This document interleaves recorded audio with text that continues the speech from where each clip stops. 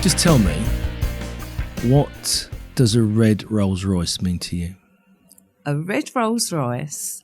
When I was a little girl, I was about 10, and I grew up in the East End. My dad had an old van. He was a blacksmith, and I think there was hardly any cars around at that time. And I went out with my mum and dad one day. We went over to visit my aunt. And on the way back, we stopped at the lights, and this beautiful red car pulled up. And I looked, and I thought it was the most magical sight I'd ever seen, this red car. Any idea what year this was? I was 10.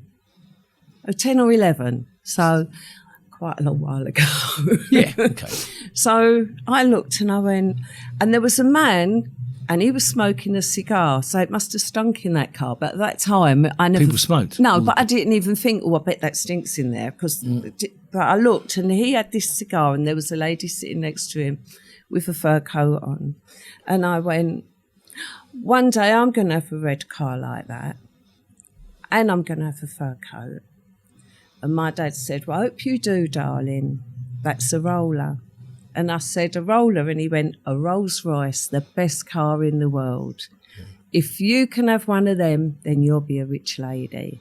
And that was that when I decided one day I will have my red Rolls Royce. And you did actually eventually get one, didn't you? Well, I did. Via George? I did, via George. But prior to that, just before I got arrested, Brian took me to see a red Rolls Royce, and it was up for sale privately, and he said, I'm going to buy you that. And I went, oh, my red Rolls Royce, because he knew the story. Yeah.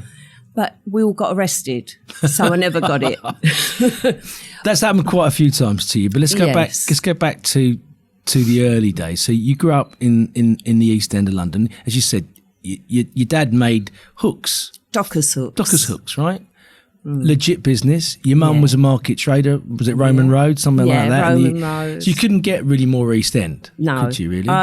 You're born in Ilford? I was born in Ilford, but we moved to the East End when I was 4.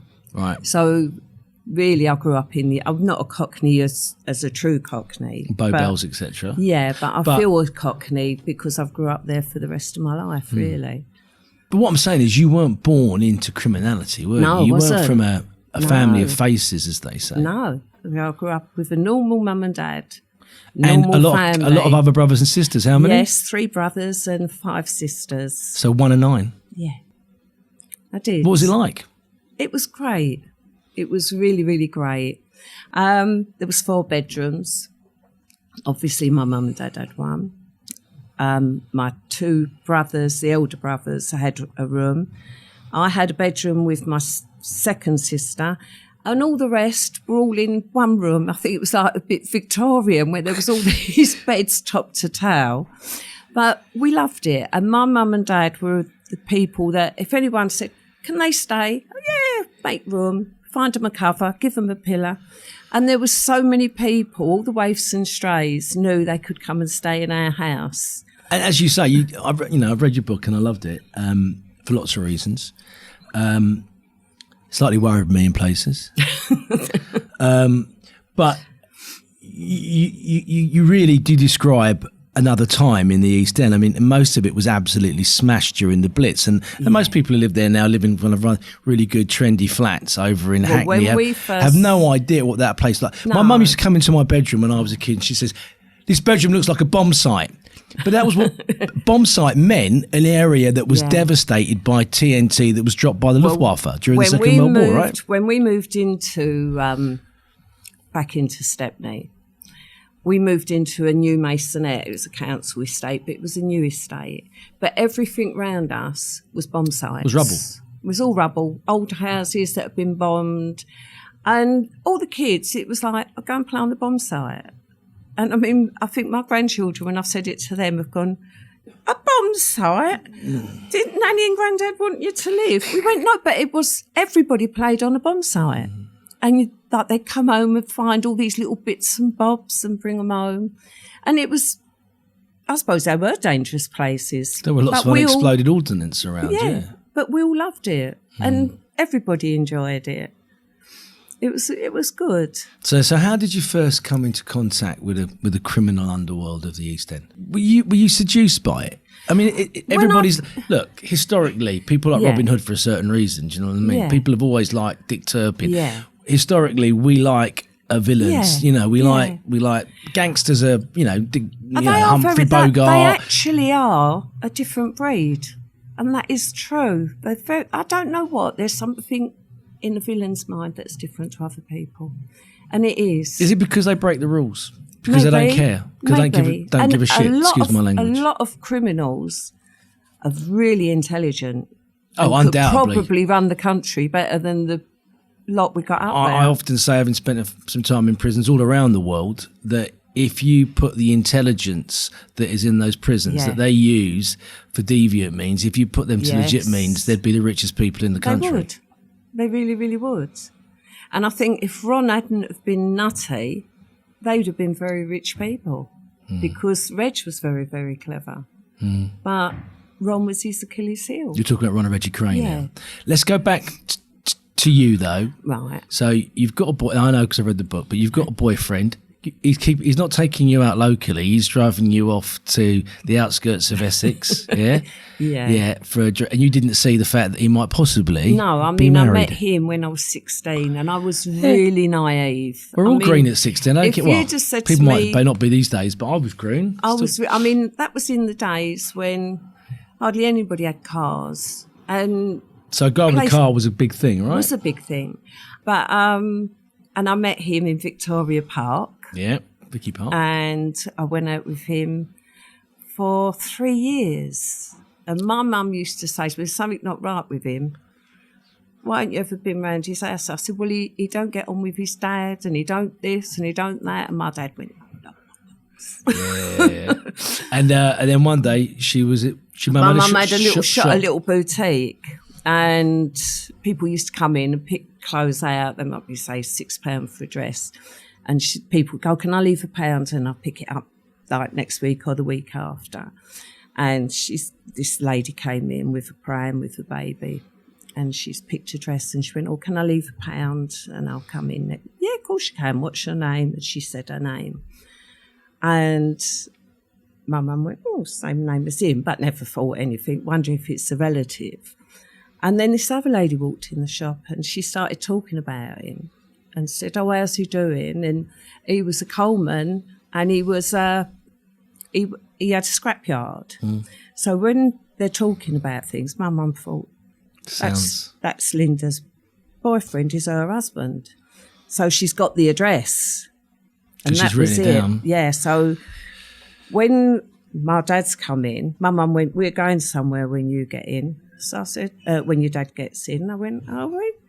Yes. So when my dad come in, she went, right, where's this? Do you know where this is? And my dad went, yeah. She went, right, we're going round there. So we've got out and walked up. And I'm thinking, what's she doing? And she knock, knock, knock on the door. And this woman answered the door. And my mum's got this dress. And she went, you can keep this. She went, is your husband there? Because he's been going out with my daughter. Well, I've gone... My dad went, oh, for God's sake. So your mum hadn't told your dad either? No. Everybody kept telling me there was something not right. Anyway, when it came... He was quite a bully, wasn't he, as well? Yeah. That's something that was going to come back and haunt you later on in your life. Yeah, when she shouted up the stairs, there's a woman here, says you're going out with her daughter. He come down, he went, I'm off. Walked out the door, disappeared. Yeah. And my mum went, right, I'm sorry I've told you that. Come on, let's go. And I think my dad just wanted to be somewhere else. He felt so embarrassed. But he certainly got told off after that, didn't he? Yes. Because you met the biggest love of your life. Yes, Mickey. Tell me how you met him. I met him, as we were saying about what criminals did I know. To know personally, the only criminal I'd actually met was my cousin Patsy's she'd just got married husband. And he was lovely, really great guy. But he used to, he was a creeper. A creeper? What is a creeper? Who goes in hotels and places and opens safes and does things like that. And I used to work at the time. There was a paint factory that was facing the Blind Beggars. It's not there now. Very famous pub, yeah.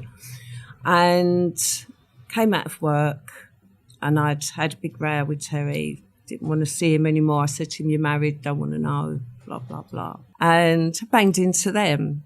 And Patsy said, "Oh, you look miserable." So I said, "Yeah, I've finished with Terry." He went, "Hallelujah, best news we've ever heard."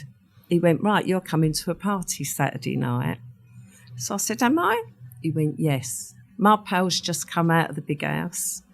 He went, "He's done 8 years." He said, "We've all got girlfriends or wives. He's on his own, so you can come and make the numbers Did that not worry you that he just done 8 years? It didn't even, to be quite honest, it sort of just went over my head. I went, "Oh, right, yeah, okay." And he said, "Will you come?" I said, "Yeah." Well, then I thought about it, and for some reason, and I don't know why, because George was a really handsome guy, I went, "Oh, I don't think I'm going to go. I bet he's ugly." Criminals and ugly, because in films and that, you always see, in the old days, all the criminals was like the ugly people. and the other side was all the good-looking side. And I think I sort of just imagined... But George wasn't like that, and you didn't know what Mickey looked like at all, did you? No, but I just had this vision in my head that there was going to be this real ugly guy there. Right.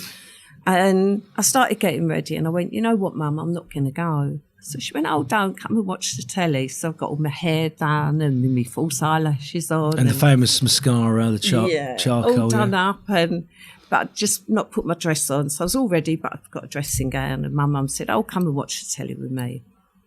And the phone rang, and Pat went, "Where are you?" So I said, "Oh, I'm not going to come." So she went, "Please come." She went, because George feels really embarrassed that he said you're coming and you've not turned up. So I went, "Oh, I don't really want to go." And she said, "Well, you are coming." She went, "Because there's a cab on its way to be outside your door in a minute."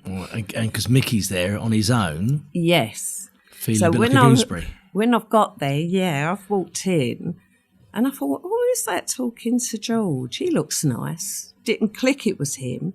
And then George looked and went like this and walked over and he went, "Mickey, Linda, Mickey." And he walked away. And I went, "Oh, you're nice." And he went, "So are you." I said, "I wasn't going to come." I said, "Because I just imagined you was going to be this really ugly geezer." And he went, "Well, I thought, what 19-year-old girl's on her own on a Saturday night? She must be a right old dog." So that was our first conversation. Now, did you know at this point that he was going to be the love of your life? Well, by the end of the night, he absolutely fascinated me because he was so charismatic. He was so different to anyone I'd ever met. Describe him to me. He was so flamboyant. And he always had a silk hanky here and another silk hanky that he used to have hanging out of his sleeve. Now, I wouldn't say it to his face because he'd probably knock me out very quickly, but that sounds quite camp when you describe it. My dad used to go, "Lord Fauntleroy, have a look." Really? Lord Fauntleroy? Yeah. But he used to go, did he not go and buy his own materials? He'd go and check out his own materials and then have the suits made. Yeah. But he was really charismatic. Did you fall in love with him? I did. And he fell in love with you? Yes. We did. On what point did you work out that he was an armed robber? Well, I knew because I said to him... You just slipped that in the first opening lines. No, because I said, "You've just come out of prison." He said, "Yeah." He said, "I just done an 8 stretch." So I said, "What for?" So he said, "Oh, robbery, Marks and Spencer's security van, Stratford." He went, "So if you want to go to me, don't buy nothing in Marks and Spencer's." And I never ever did. They'll be ringing and complaining. I know. But that's a big leap, isn't it? Because you've not really, apart from George, he's the only criminal that you know. Now all of a sudden you've fallen in love with an armed robber who, that's what he does. In those days, that's what people did. Yeah. Yeah, they did. That was his job. Did you think at that point it might end up being your job? No, not in a million years. But it did, though. it did. And you know, if you read the book, you think that there was an armed robbery in London every other week. Now, we know that's not true, and that's the way books have to be written to get people interested in them. But how many do you reckon, when you were with Mickey, how many armed robberies do you think he was part? He did? Yeah. Over the length of time I was with him, I suppose he probably did about 20. That's a lot. But it wasn't, every week. But the funny thing was, there was quite a few little gangs of armed robbers, and they all knew each other. And they'd even say, like, I'm having a look at so-and-so. And Mickey might go, well, we was looking at that, but go on, you have that one. It was weird. It's so... People can't imagine what it was like. But it was. That's why I think it's looked back in sort of through rose-tinted glasses naturally, because they were dangerous. I mean, look, you're going up and you're pointing an armed gun at a person, a human being. Yeah. Did you ever think about that? Did it? No, I didn't. When he used to go and do it, and in fact, on the day that he died, the night before, he was sitting at the kitchen table, and he was emptying all the cartridges and tipping all the pellets out and putting cotton wool in, and then just sealing them back up. Yeah, you're taking out and making them non-lethal. Yeah, so there was nothing in them other than a bit of fluff. Yeah. So I said, "What are you doing that for?" He said, "Well, it's December. It's the supermarket. It's the security van at the supermarket.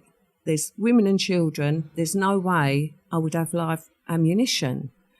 He said, "So if it comes to it that I'm challenged, I can go bang and you'll get the noise and the effects. But no one's going to get killed. That's it. Nobody can get hurt. If they are, it's not going to be half as bad as getting lead pellets in them. No, right? It's just a bit but of fluff. That's that is absolutely 100% Jen. Yes, yeah. And that is how I knew when he died. And they said, "Oh, he faced the copper and said, 'It's me or you.'" He was as intelligent as anybody, and nobody would face somebody with a loaded gun when they've got nothing in theirs and go, "It's me or you." So he was shot dead by a member of the Sweeney. Yes. A DS Banks, was he a DS at the time? Yeah, Michael Banks. Yeah. How do you feel about that to this day? Well, I think it's terrible. I know Mickey was doing what he was doing, and had he have been arrested and got 15 years, I'd go, that's fair. He was doing a robbery, he got caught, and that was the consequence. But he was shot through the back as he was running away. Was that ever proved? The body went missing, didn't it? The body went missing. But these are very different times. It was very different times. And the thing was, obviously, by the fact of where it was outside. It was in South London, and there was a supermarket, so it was really busy. So there was hundreds of witnesses. Yeah. So most of the witnesses thought D.I. Banks was a crook because he actually was on his own. But there was a story put round afterwards that it was an undercover mission and there were more police there, but there wasn't. It was him. And he just shot Mickey through the back. But was it ever proved? Oh, it was proved that he was shot through the back. Right. Yeah. And what was the grounds for shooting someone in the back? Well, he said he was facing him when he fired. But and he turned around very quickly. Well, he must have been Superman. Had it have been a case of he was a loaded gun and he was turned around and he facing, had a loaded gun and there were shots being fired and they went, your husband got shot, I'd have to go, I accept that. But I know the night before he went out and emptied his gun. So I wasn't going to accept what I was told the next day.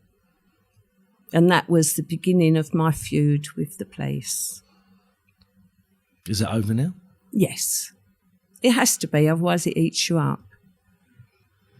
But this Mickey's death, potentially, and as I say, I'll go on about it because you talk about him continuously and consistently through the book about he was. I mean, also, I have to say as well, he was locked out of the car. No, we were going to get there. Tell me about it. But because as soon as he's virtually in the ground, somebody else materialises. You've already bumped into him, yes, and you're wary of him, and he is an alpha criminal. Yes. I'm not saying that Mickey was a B or a C. I mean, but this guy was yeah, top end. Yeah, he was. And he was the complete opposite of Mickey. The total opposite. Where Mickey comes over, despite what he did for a living, as being a lovable rogue. Everybody loved Mickey. Right. Everybody. All the publicans, all the ordinary people in the pubs used to love him. Mm. And he always used to say, oh, God, could you imagine going out and nobody remembered you was there? He used to go out and when we walked in. Both him and Ronald Cook would both be remembered in a pub, but for two very different reasons. Yeah.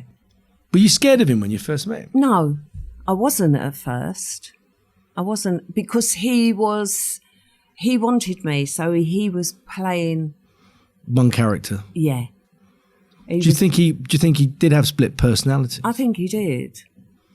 I mean, he really was this utter sweet gentleman. He kept low profile as well. Unlike many of the chaps, he didn't want to wear. He drove an ordinary car. Mm.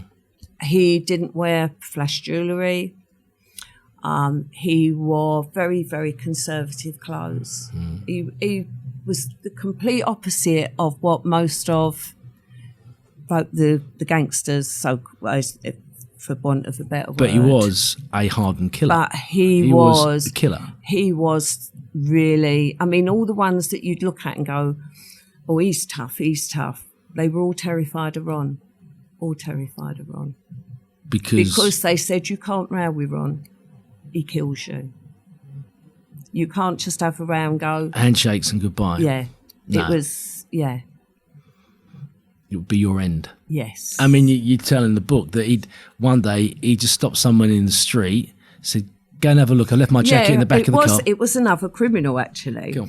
And I think this sums up Ron for me. Yeah.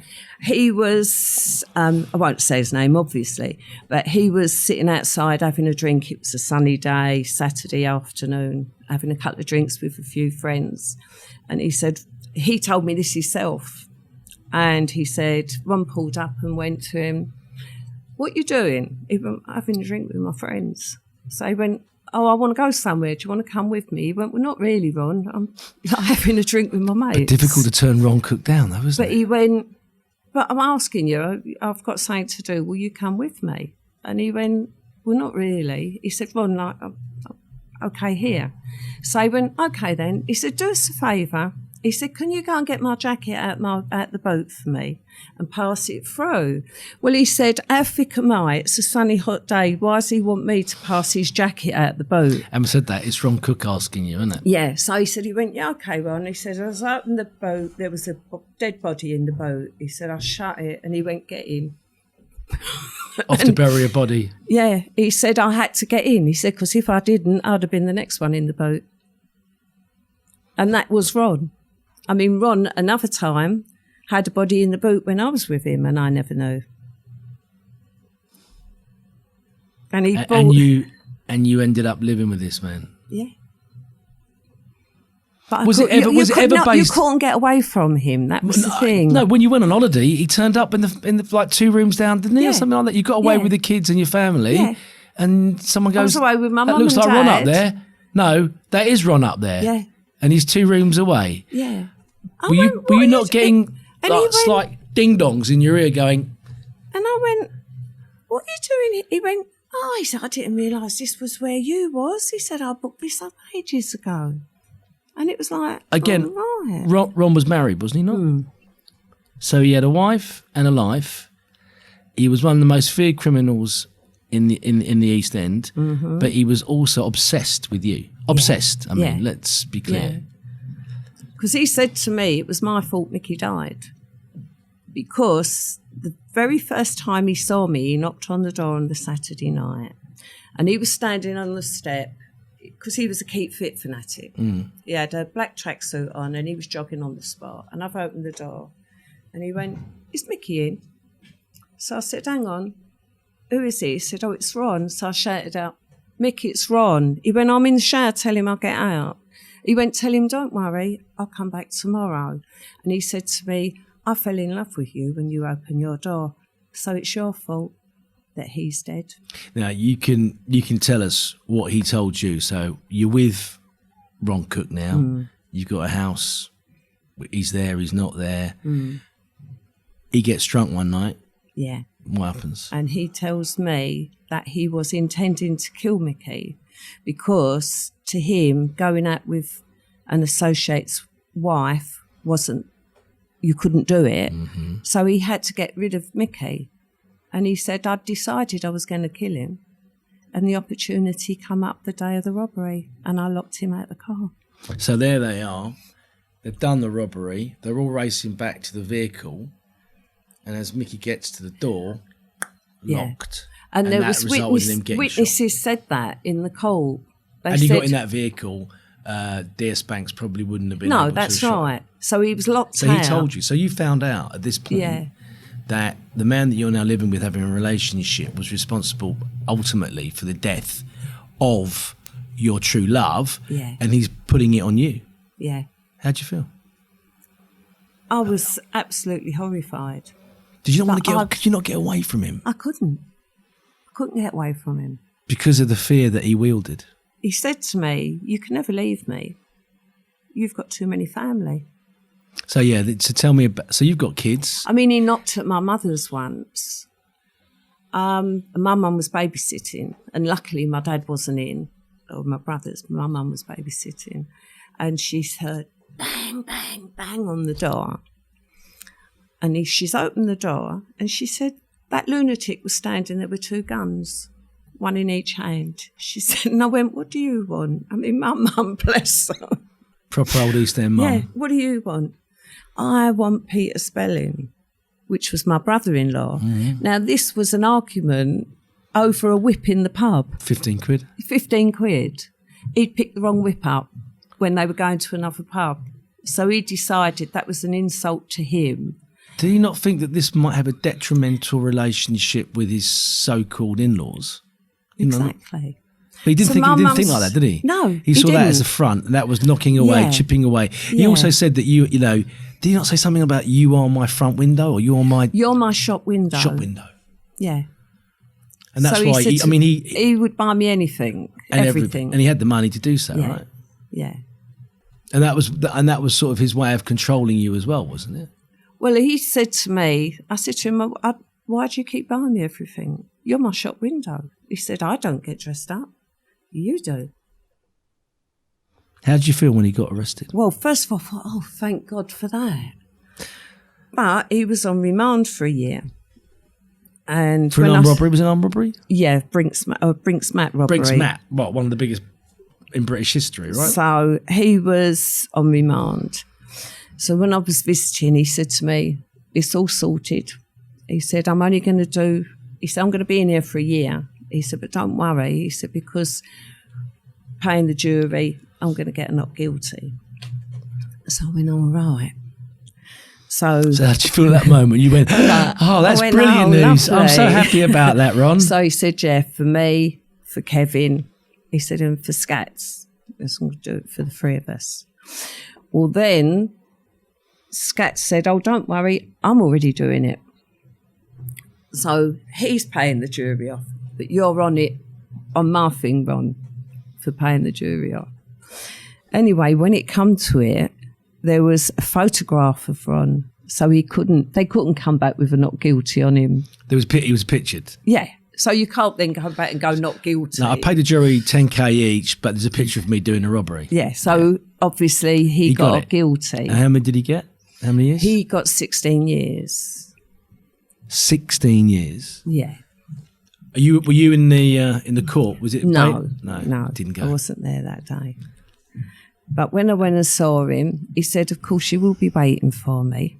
And then what did you say? You said, "Yes, of course I will be." Yeah, he said, "Because you've got a lovely-looking boy." He threatened Neil. Yeah, he threatened Neil, your son. Yeah. Basically, he with said, death. Because you've got a lovely-looking boy. Was it death? Boy. Yeah. Was it? It killed. Yeah. So if you weren't waiting for him in 16 years' time, he was going to have Neil killed. Yeah. How could he expect you ever to love him? Or was that not important to him? Do you think he didn't? Oh, no. It wasn't about love. No, he believed that I did love him.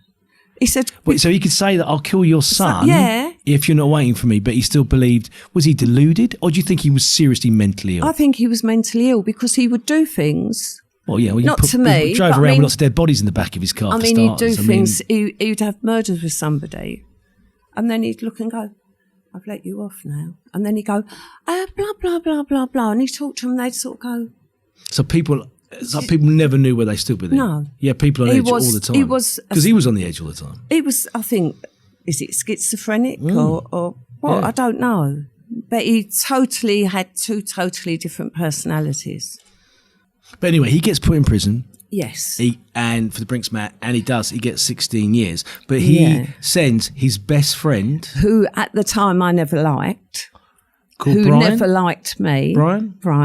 Brian round. So and Brian's kind of, in the classic movie sense, is basically, he's the boss's best mate, and he mustn't go anywhere near. This is Pulp Fiction. This is every other movie that you've ever seen. He's got to he's got to put himself as far away. He can't even look you in the eyes. He said, "Oh, my pal's just come home, just finished at 15," which was Brian. He said, "I'd like to introduce you." So he went. He's done a 15. I didn't know he did 15 years before that. Yeah. How old was he? Brian. At the time. At the time, I think he was about early 40s. Right, yeah. Yeah. So he got a 15, but he'd done, I think, 10. And he said, "Right, you are going to look after her for me till I come home." He went, "Why me?" Well, he certainly did do that, didn't he? Yeah, he certainly did. Oh my God! So,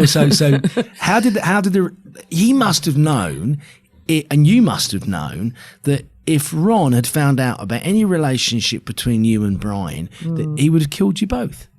Would he not? Well, Brian was the one person who wasn't frightened of him, and Brian said to me, "Don't worry, I'll deal with him. Really, I'll deal with him when it comes to it." But then Brian ended up getting 21 years. Yeah, but let's get there. In between that time, you become an armed robber. Yes. Yeah, how did you... Sorry, just out of interest, that's one thing I don't often say to many nice ladies like me. In the meantime, you become an armed robber. Yes, I did. So you start moving with Brian, your kids like Brian, yeah? Your daughter and your son, they like him. Oh, your family like him. Everybody liked Brian. Apart from the fact he wasn't flamboyant. But he was also, bear in mind, he was also married as well. Yes. Yeah, so he lived two lives. That seemed to be a common recurring theme going through bits of your life. But people like him. He couldn't be more opposite than his best mate, Ron, who's now doing a very long stretch. Mm-hmm. But he's a blagger. Yeah. And you're used to sitting over Mickey's shoulder, making the ham sandwiches and the tea and going, well, you've got to have... Talk about the ways out. Tell us how you do it. Right. Not as much detail as you wanted. Right. I mean, when Mickey used to do it, we used to get the maps out and they'd go, right, they'd look at places and then they'd go, right, we're thinking of that. Right, what's the outs? Because he always said, you've got to do a robbery thinking you're going to get caught. Don't do it thinking you're not going to get caught because that way you've only got one out. But if you think I might get caught, you'll find 3-4 different ways that you can go. Well, if I can't go that way, I can go that way, or I can go through that way, or I can put a motorbike down here, or I can do whatever. But it was more elaborate than that. I mean, it was. You used to wear wigs. Your mum had a store. I mean, we had temporary bus stops. You had stop signs. You had tents, didn't you? You had the old BT tents. Yeah, we had everything. Yeah. I mean, people go, when you're thinking about it now, you couldn't make that up, could you? It's movie stuff, isn't it? Yeah. I mean, and did it feel like that? Did it feel surreal? Did it feel like it wasn't really happening? Did it feel like it was a movie? You were young, you're impressionable, you're wearing fur coats, you're dripping in gems, you've got car keys given to you, you've got these charismatic, frightening, truly scary human beings. But at the same time, they're putting the fear of God into people every time they go to work because they're pulling out loaded weapons that could kill or maim. Yeah. Did you think about it? Well, I think... And I know this sounds utterly ridiculous saying it, but this actually is real. when I got told Mickey was dead, I could hear somebody screaming and screaming and screaming, and somebody was going, slap her around the face, she's hysterical. And I was thinking, yeah, slap her around the face, she's hysterical. I didn't realise it was me. And I think the shock of hearing Mickey was dead was the last thing in the world I ever expected to hear, followed closely by, Lynn, we've got to go and identify the body. Because his brother couldn't do it, I had to do it, I was his wife. So from that initial shock, about 2 hours later, we're there to identify the body. And there's this man with a clipboard going, really sorry, blah, blah, blah. And it was sort of just going in one ear and out the other. And it was only when he went, he had no choice, your husband faced him and said, it's me or him. And you knew that was And I know. And then I went, you've murdered him. And he went, and I just threw the board on the floor and said, you murdered him. You murdered my husband. You shot him through the back. No. I said, you've shot him through the back. He went, well, if you don't sign this paper, you can't take your husband. And his brother went, Lynn, sign the paper, I want my brother. And I said, no, I won't sign it. And it was only when we went outside and I said to him what had happened, and he went to me, I'm glad you didn't sign it. But that happened to the love of your life, right? Yes. But I believe... But then you end up becoming an armed robber yourself. Yes, but I So you knew that the risk. And when you went out, you put on 2 coats to make sure that you look like a bloke. Yes. So to all intents and purposes, to an armed police officer coming in there, if I you were holding... I could have been. You held a loaded weapon, right? Yeah. How many times did you do armed robberies? Few. But was it addictive? What was the rush like? Oh, God, it was like walking on air. It was such a buzz. It was like, oh, wow, I can see why they all come back going. Empty the money. Yeah, tip the money out.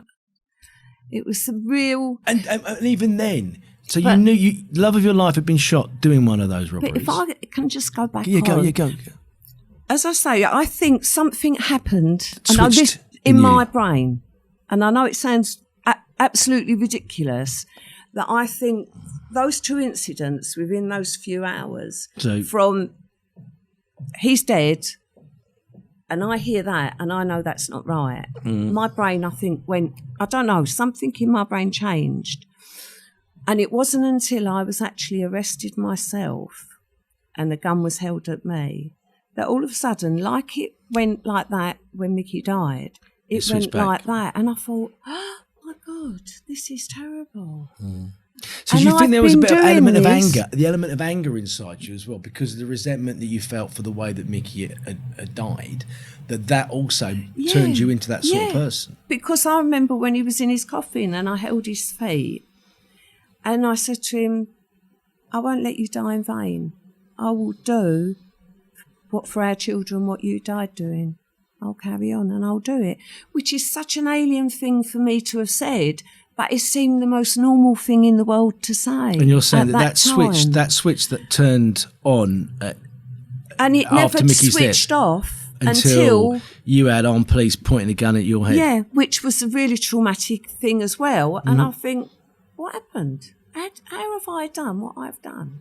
So you have become virtually the alpha of a bunch of armed robbers. I ended up being the boss. Right. Organising. Yeah. Making sure everybody got home safely, divvying up the cash. Yeah. And then it all goes wrong. Yes. On one of them, it all goes wrong. You went to your brothers, is that right? Yes, my younger brothers. Was Brian there with you? Brian had gone down and Carl. It was a robbery that just the 2 of them were going down to. Right. I'd been down already and came back and said, you can go. And all of a sudden... And they went and that was it. Doors are bashed in. Yeah. And there's a gun aimed at your head. Yeah. Armed police. Mm-hmm. So you realise at that point. But how had the police found out about the armed robbery? They had been watching because Brian's wife had got a private detective following him. To see if he was being unfaithful or not. Yeah. And he said, well, I don't know about that, but I've watched them do a robbery and I've informed the police. And that is it. And the police went, you were so good, we'd have never caught you. You were too good. So Really? I thought at least that was something. But now you're looking at a custodial sentence, yes. right? Yeah. So is that a big? So you were saying that switch got changed when the gun was did put in your head, right? Yeah, it clicked instantaneously, and I thought, oh my God, this is so terrible. So the high life, the fun, the ride, and the buzz, worst thing of all those things. On that day, my brother, who was totally innocent and didn't even know what was going on, was in bed. He was arrested, and he got 9 years. 9 years. For he wasn't. Nothing. He didn't know. No. How did he get 9 years? Well, they took him in, and they said they decided he was the banker. So he was holding the money. Yeah, he must have been the banker because they'd. And we said, why would we need a banker? Our money was all. We didn't steal new money. We only stole old money. You don't have to change old money up. You change new money up that's in serial numbered. But they said no, the police decided. So your brother did 9 years? He got 9 years. And he was totally innocent. And yet the first letter I got when I went away was from him. So what sentence did you get that time? 7 years. Did you serve 7? I did 4. Long time to be away from your kids though, right? Yeah. And I said, I will never, ever do anything ever again to be away from my kids. So at this time, how long did Brian get? 21 years. 21 years. Yeah. What happened when they got, Carl and Brian were fantastic. And Brian said, look, don't charge her. Let her go. And we will hold Men were gentlemen in them days, I guess. And we'll hold our hands up to robberies that we've done. We'll clear your books. We'll make it good for you. We'll take on responsibility. So they said, okay, we'll let her have bail. That was unheard of, probably. Because when we went in and the magistrate said, obviously there's no bail applications. And they said, yes, Mr. Welford, my brother, and Mrs. Calvey are both asking for bail. And the magistrate said, I'm sure there's going to be strenuous objections from the flying squad. And they went, no, not at all. They can have bail, minimum money. And we got bail right till the actual trial. And Brian pleaded guilty to 21 armed robberies. And Carl pleaded guilty to 15 to help me. To help you.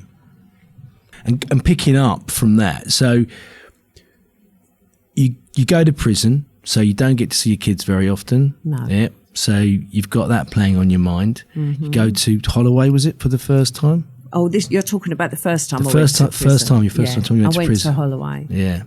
By this time, that switch that has now clicked off. Yes. What are you saying to yourself? If I get out of here, I'm never, ever going to do anything again. In fact, on the year that I was on remand, not on bail rather, I started a curtain business up with my sister. And we were doing quite well. And I said, you know what, I'm quite enjoying being an honest person. And as I say, we were really, really doing good. We called it Material Matters. And I was getting loads and loads of work coming in. I thought, this is great. This will be my path. Well, then you hear that Ron is getting out. Is that right? Ron's coming back. Yes. Ron's coming back into your life. Yeah. And you've also now met Danny. Is that right? Have you met Danny at this point? I never knew Danny out of prison. I knew Danny, I know it sounds strange. Right, go on. Danny was on remand with Brian. Right. And that is how I met Danny. But I went and visited Danny, and while he was actually away, his son got killed in a road accident. And he ended up in a grave about 4 graves away from Mickey. Isn't that? Which is so weird. And then I visited him one day and he said, I've got a home leave this weekend. So I said, oh, great. What are you doing? So he said, first thing, I'm going to the cemetery. Well, when he said that, I went, well, who's picking you up? And he said, nobody, I'm a big boy, I can go on the train. And I thought, you can't go on the train to go and find your son's grave. So I said to him, look, I'll pick you up, I'll take you. It's not a problem to me. So I did that. I picked him up, took him in the cemetery. Obviously, he was absolutely devastated. He just sobbed and fell down by the grave. And afterwards, whereas I was going to drop him straight to his mum's in Stratford, I said to him, look, do you want to come back to my house and refresh yourself? He went, yeah, I wouldn't mind. Took him back. At the time, my son was sitting. He said, oh, I've just got Full Metal Jacket off of the Video Man. You know, they come around the house. In those days, they did, yeah. So Danny went, I didn't think that was out yet. He went, it's not, it's a bootleg. So he went, cool, I wouldn't mind watching that. So I said, well, watch it with him and I'll cook you something to eat. So that is why he was in my house that day. And that's why his fingerprints was there. Yeah. So he watched the film, he had something to eat, and I took him to his mum's. Yeah. And I said to him, I can't take you back Monday, I'm picking Ron up. So he said, no, that's fine. He said, I'm going back. He said, I can go on the train. You've done me such a favour picking me up. So he said, oh, what do you do with Ron? I said, well, bring him back home. That's what he does. And have something to eat, whatever. He went, okay. Anyway, thank you. The next time I saw Danny was when I walked in my kitchen with Ron and my street door was kicked open. He come in, he had a hat pulled down and a jumper pulled up to here, so I just saw eyes, a big bloke. And he done an Irish accent and went, get down on police and I still didn't know it was Danny.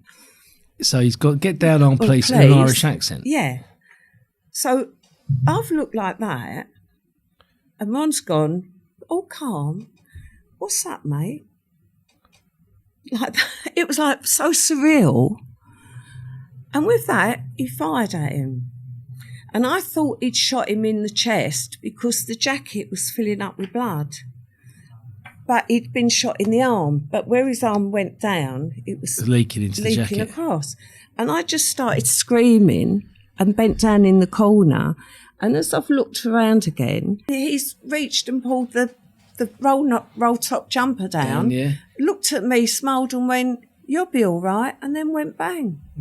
And killed him. And that's when I saw it was Danny. And I looked and he went, you'll be all right, and he ran out. You'll be all right? Yeah. No kids in the house? No one else in the house? I didn't know if my son was there because the next door neighbour said, I heard Linda scream, oh no, Neil. Yeah. And she said, I thought, oh my God, something's happened to Neil because she heard the bang and thought, what's happened to Neil? And she went to court and said it wasn't a command. They went, no, she commanded him to kneel. And she said, no, it was a frightened mother's voice going, oh no, Neil. But that's another thing. Anyway, I ran out. There was I lived facing a park. There was a young policeman walking through the park. So I've come out screaming. The young policeman's come over, running. He come out and he went, it's 12:28, it's a murder. Within about 5 minutes, there were so many police cars there. And they took me in as what I was. I was a witness to it. Yes, I saw it was Danny when the second shot was fired, but I was no party to that. So I told them everything that happened, but I never named him. And they said, look, we can see the blood is all down your back. We're going to need your clothes to send away for forensics. They didn't put me in a white suit. They said, is there somebody that can bring you some clothes? So I said, my brother's wife is the same size.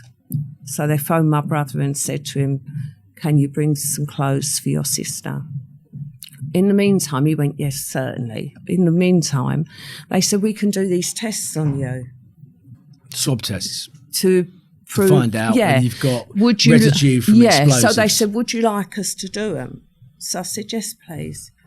Would you like a solicitor? I said, no, I don't need a solicitor. I never did it. Now, had I have said, yes, I do want a solicitor, they couldn't have hidden the tests, but they did. But I thought, well, I don't need a solicitor. I've not done this. So they said, right, they swabbed my face and hands and they put that down. And they said, have you got a clean hanky? So I said, no, I've only got tissues. And one of the policemen put his hand in his pocket and he went and he held his hand out like that and he had a hanky flat on his hand and there was a blue initial, you know, those old-fashioned ones with... put your name on it. But I don't know what the initial was, but I could see the little blue... Stitching. Yeah. He said, this isn't you, but she can use it. I haven't used it. And they went, you won't get it back. I can remember the conversation perfectly. He went, no, she's welcome. So they said, hold this hanky. So I was blowing in this hanky. He went, okay. Went away, came back about 5 minutes before my brother arrived and said, really good you've had that. You're totally eliminated. So I said, but I didn't do it. I know that anyway. They said, would they think you'd put the weapon? Well, exactly. But they said, right, you're totally eliminated. I done my statement. What happened? I never named him because I thought... Well, would I? What? No. Also, this is a man that... See, the problem is you've been having an affair with his best mate. You've also... He's publicly humiliated you for years and years and years and others around him and anybody that had anything to do with you. So it was well known by a lot of people that he was effectively a psychopath and a control freak, and a bully, sexual bully. And Brian said to me afterwards, he said, when I told him, he went, I'll get rid of him, Brian. I'll do it. I don't know how, but I will. And it just all fell in place for him.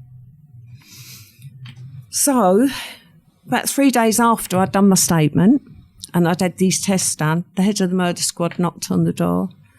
Why didn't you tell us you were Linda Calvey? I said, I did. I've signed the statement. You didn't tell us you was the Linda Calvey involved with Michael Banks. So I said, what difference does that make? All the difference in the world, you're our suspect. So I said, how can I be your suspect? And also, was it widely known, that Ron had locked the door on Mickey? Did people know that? Would the police have known that? Well, it came out, there was witnesses who said he was locked out of the car. So this again makes it more likely for you to be a murder suspect, doesn't it? There's a lot of evidence pointing against you. So, but Mickey was a different thing to mine, wasn't it? No, but because Ron was responsible for effectively I know removing what you mean. the love of your life. Yeah. It makes you again. It puts more onus on you to be the person that would have wanted him dead, which you did want him dead by your own admittance, but you're also admitting that you didn't do it. And I certainly would not have wanted it in my own house. No. Certainly wouldn't have wanted to be in my house and have somebody murdered. Certainly wouldn't want that. Mm. But 4 days after, they said, oh, we're charging you with the murder. So I said, what? They went, no, you killed him. I said, but you've already... Did we? How did we do that then? I said, with your tests, what you did. Don't know what you're talking about. Nobody else can remember. It was an oversight. We should have done it. Didn't. Was this because of who you'd become and who you were associated with, so. And because of the armed robberies in the past? Yeah, I think so. I think it just went right back to when Mickey died. And then they probably thought with the robberies, oh, yes, she got away with that. She only got 7 years. They'd done all that. They took all that for her. So when that happened, they probably thought, yeah, bingo. Did you at that point think that you were going to get found guilty? No, I never thought for 1 minute I was going to get found guilty. Not 1 minute. Even my QC, when the jury went out, opened his briefcase and went to me a bottle of champagne. We'd be celebrating. Did he? Nobody at all, even the staff who was with me. Because when you go for trial on a murder trial, you have the same 2 staff with you every day.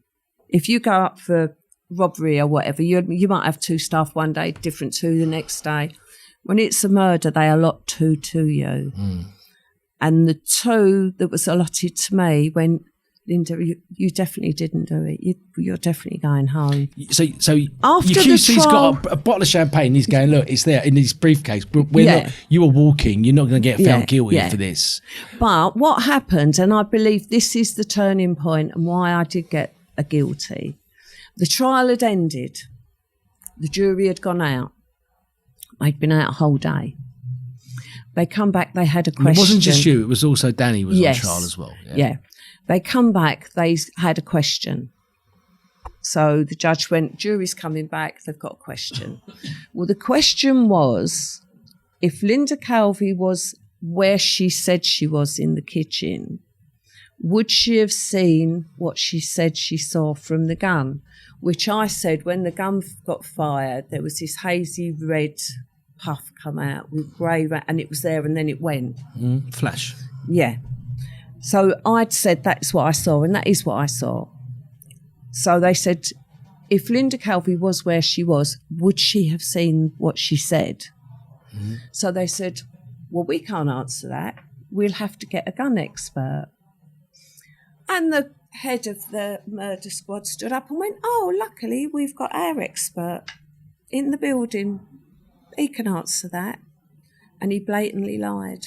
Well, he said that you couldn't have seen what you could have seen had you been in the position and that you said you were in. And an hour later, they come back with a guilty. So they pulled the jury back out from deliberation to get that expert? Yes. Because the jury had asked that question. Oh, right. So they said, we're getting the gun expert, the police gun expert, who will be coming back. We will ask that question. And as soon as they said to him, this is the diagram, she was here, this was there.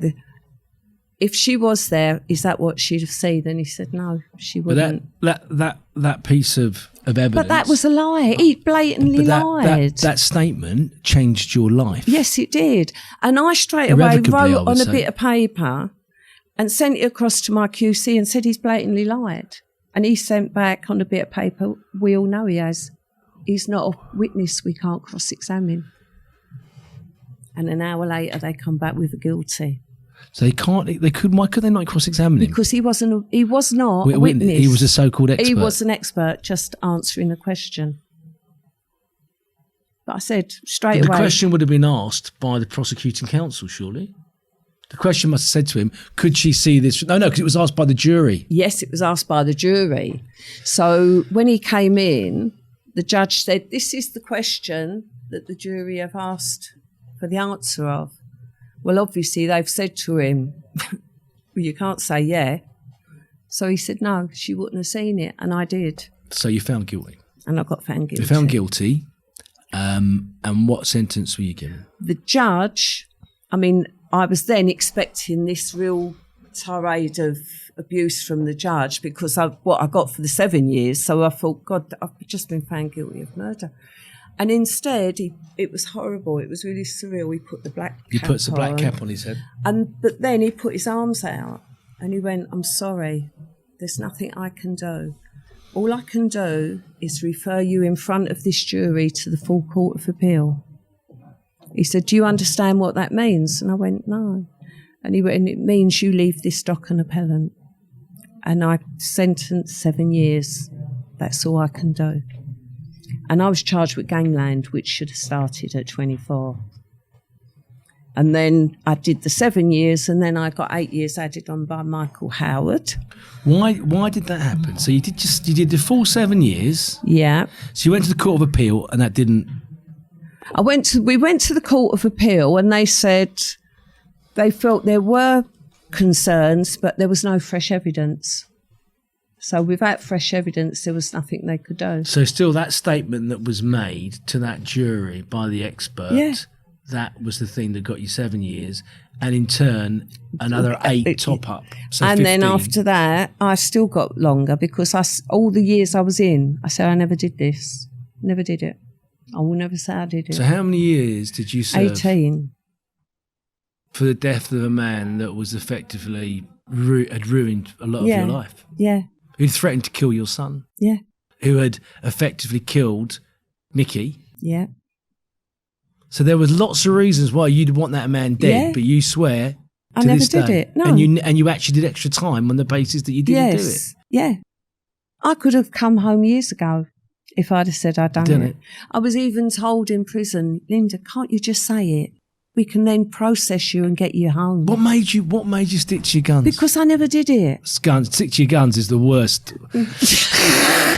What made you stick to your guns? Oh, I didn't do it, Ross. I didn't have a gun. Yes, I didn't do it. No, but I couldn't say it. I had to be true to me. And I could not say that I did it because I didn't.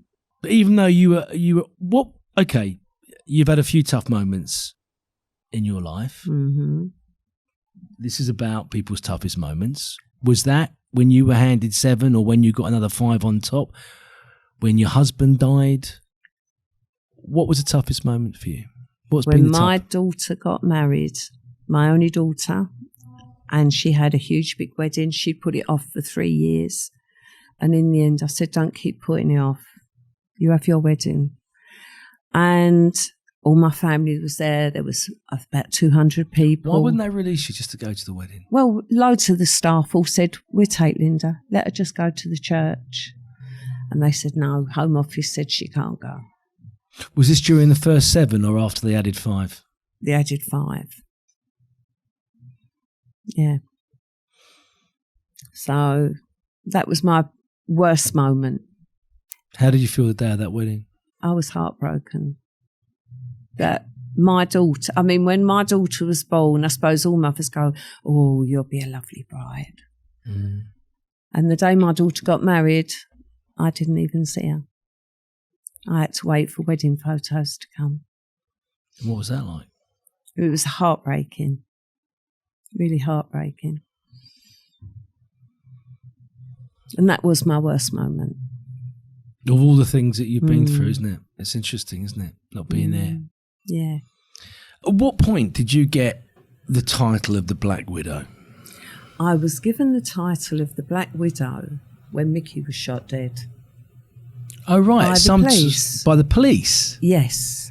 Because when Mickey died, I wore black for 6 months. And because... Even though Ron was courting you, or trying to get... He wasn't courting you, he was trying to get... I wore black. And I was called the Black Widow in the papers. The police called me the Black Widow.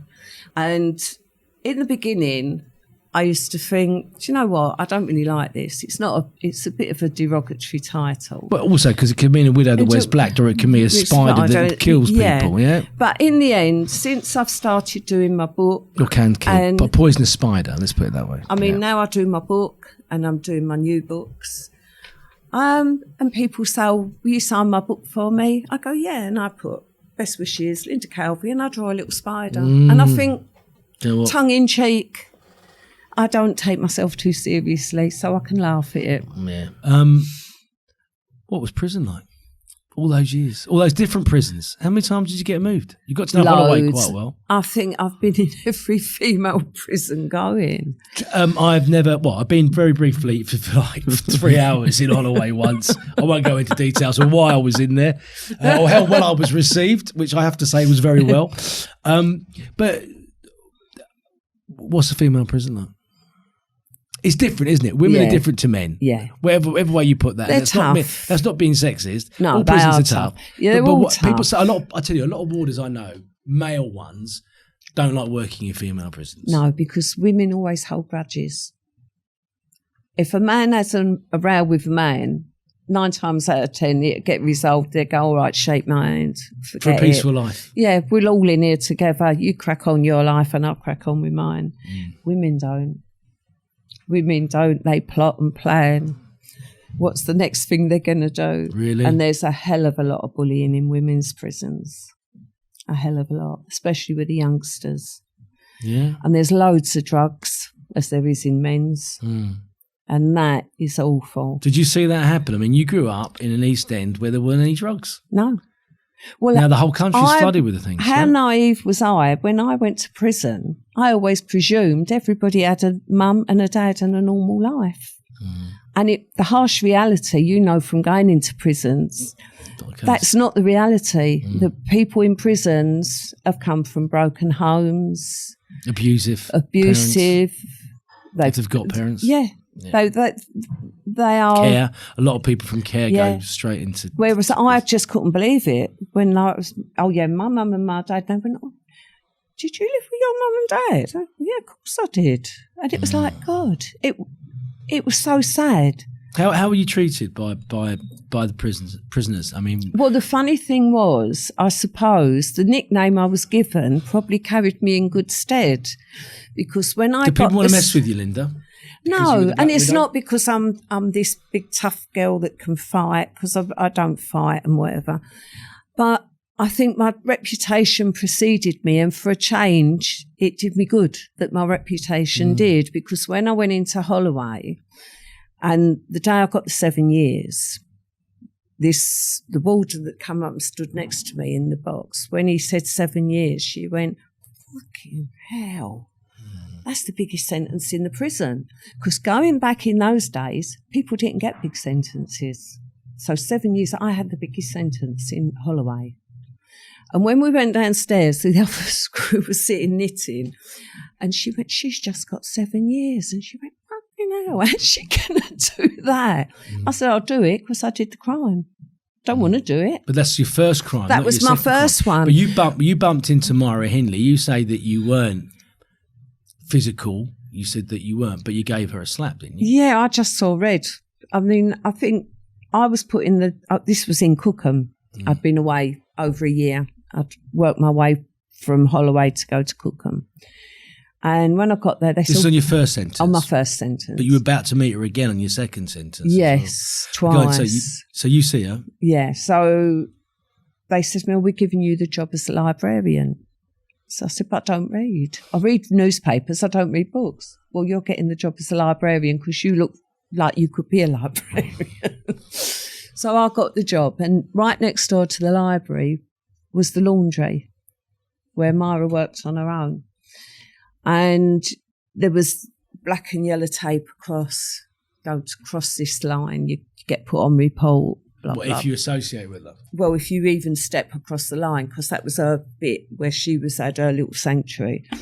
And the screw come in and said, you can take your washing in if you want before all the factory comes out, so you can get your washing put in first. So I walked in and she was getting laundry out and she was singing to a song. And I just saw red and just walked up and thought, how can you sing when you've killed those children? I just walked up and slapped her, and she looked at me and rubbed her face. And went to me, I could get you put back in Holloway for that. And I went, Holloway doesn't hold any fears for me. And I just walked back into the library and thought, oh, bloody hell, I'm going to end up back in Holloway now. She didn't say anything. The next day, they came in, one of the staff, and went, Myra has a coffee in here, a coffee break. So whether she'd said anything or not, but she come and she went, so you do know she comes in here? I said, well, if she comes in here, she comes in here, doesn't she? And that was it. And that incident went by. But that was the first time I ever saw her. Wasn't the last time, though? No.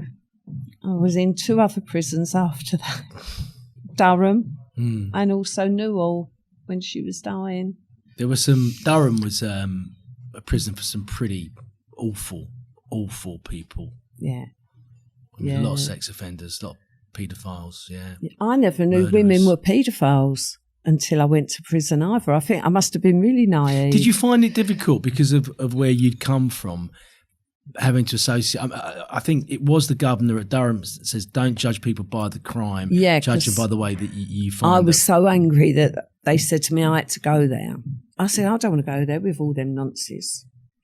And when I got there, I saw the governor, who was lovely, Mr. Smith. And I'm ranting and raving. I don't want to be here. I shouldn't be here with all these people. And he said, look, unfortunately, you are here and you're going to be here for quite a while. All I can do is give you the advice I gave myself. Switch off from what these people are in for and just take them on face value, because otherwise you won't talk to a soul in here. And that is what you had to do. Unfortunately. You said bullying was rife. Did anyone ever try and bully you? No, never. I wouldn't. No, nobody ever tried to bully me. You stepped in a couple of times. I mean, with Rose West. I hate... Rose West wanted some elephants made, and the girls had filled it with needles. This was in Durham, and she'd had 2 fluffy elephants made in the workshop for 2 babies, I don't know if they were her grandchildren, I think. And the girls had put pins in them. And when I went in to pick them up, they went, "Oh, don't squeeze them too hardly." And I went, "Why?" They went, "They've got loads of pins in." I went, "You can't do that, they're for babies." And they went, like this. I said, "Don't matter, I'll go." And I went in and see the lady who ran the workshop, and I said, "I think these have got to be restuffed." And she went, "Oh, I should have guessed. I should have stuffed them myself." So they got restuffed, and they was taken out. It's not the children's fault, is it? No, it's not. What would you? I mean, I had to stop reading some of the stuff that her and her husband got up to. How did you feel being in her company? Well, I think she's mad. I think she is absolutely just a mad person. Where Myra, I think, was an evil person, and she had an aura around her of like a sinister aura. Rose, I think, was just as nutty as a fruitcake. But still hurt a lot of people. Oh, man. God, yeah. I mean, she had to be mad to do what she did with her own children. But they're very different. But at any at this point, you could have put your hands up and said, even though you didn't do it, I did this. I could have gone home years ago, years before. And I said, look, one thing I'm not is stupid. I'm not stupid. I'm quite an intelligent person. If I'm still sitting here saying I didn't do it, knowing that I'm not going to go home, don't you think somebody ought to sit and look and go, do you know what, maybe there's something in it? And it was only, I don't know who changed the rules, whether it was the prison service, the Home Office, the government, whoever. They changed it that you didn't have to say you committed the crime to go home. And that is the only reason that I did get set free. And eventually you met someone with a red Rolls Royce? I did. Bless him. And I met him in a restaurant. Well, you were still on release, weren't you? I was day release, going out. I was in the open prison, and you could go out every Sunday. And at that time, you had to be collected. You couldn't just go off. So one of my family used to come and get me or whatever. But this week, I'd gone to a restaurant with some of my friends, and we were waiting for a table, and he was with his friend waiting for a table, and we started chatting. And I don't know, we got so chatty, but he said to me, oh, blah, blah, blah, are you married? I said, no, I've been divorced, and my first husband died, and my second husband I divorced. Yeah, your second husband, we should admit, it was Danny, wasn't he? Yeah, but why? I don't know why. Why did you marry Danny? God knows. You never even knew him properly. No, I didn't. And he shot. Is it because he shot Ron? I don't know. I don't know why I did. So Danny's in a prison miles away from you. You're in a prison miles away from him. Yeah. And you decide to get married. And also, you've turned down Reggie Cray, who's also asked you to marry you, and Mr. Bronson, Charles Bronson. Nutty Bronson, bless him. Did he actually not kidnap a governor and some staff just so he could have a phone conversation with you? Yeah. And said, and they called me in Holloway and said, Linda, tell him you don't want hostage today. Sorry, can I just ask this, Linda? Just on a basis, we've been talking about how intelligent you are. You've made some very interesting decisions when it comes to men, may I say? Yeah, it wasn't intelligent there, was I? But Danny, you said yes to. I mean, and then we both said, "What on earth? Why have we done this?" And I said to the girls, no, we're not going to get married. And they was all upset and went, please get married. It's the most exciting thing any of us have ever had for years. So we married to keep the girls happy in Durham. I mean, what a mad reason to get married. And then you got divorced from him. And then got divorced. And also, just to clear this up, Ron's dead. Brian was doing a very long sentence. You sort of stopped contact with him. Mm-hmm. Yeah. He sort of dropped off the radar. Mm-hmm. Then you marry George. Danny. Yeah.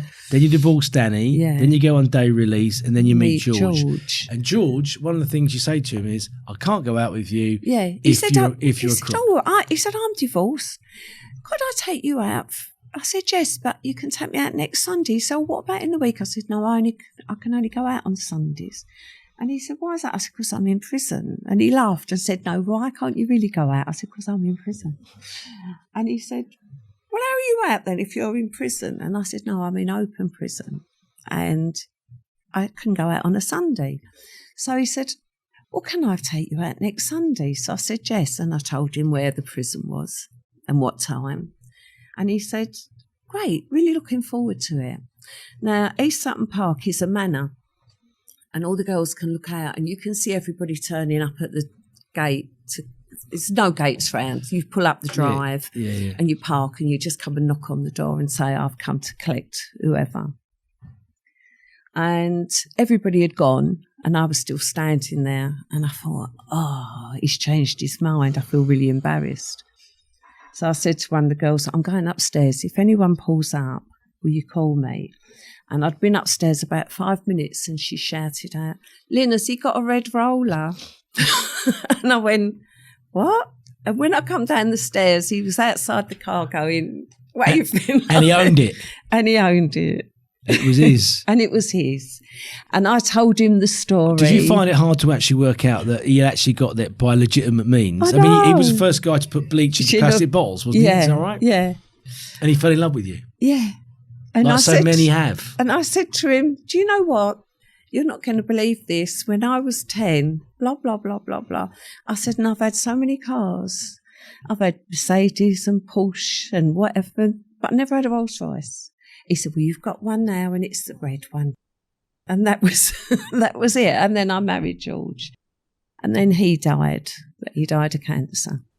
So when you look back now, Linda. Yes. From that first moment when you looked into Mickey's eyes, maybe. Yeah.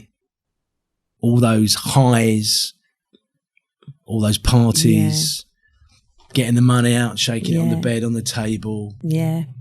But then all those lows of not seeing your kids, seeing the man that bullied you shot in front of you, all the things that you've seen, all those people that you've met, all those years. And we know all the money in the world can't buy you time. No. When you look back on it, does crime pay?